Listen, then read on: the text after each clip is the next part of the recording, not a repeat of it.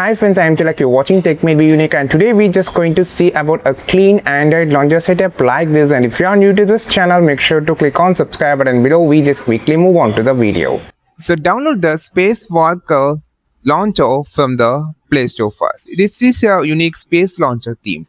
So you can get this exact theme. It's a dog themed launcher and also the wallpaper. You can find the date and time and weather widget on the top, and followed by a orange, black, white themed icon pack and the promising wallpaper. In the second page, you can find some application, and it's look so unique for the design and also the wallpaper which attract the icon and highlight the icons on your screen. Click on the setting option, go to the theme section.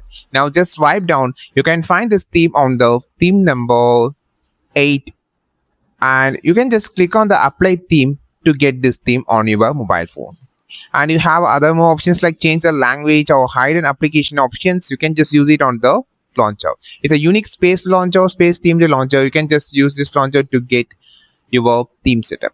I think this video helped you a lot. Like this video, share this video, subscribe this channel. We will meet on next video which is super valuable content. This is Tilak signing off from Tech May Be Unique. Have a wonderful and most beautiful day ever.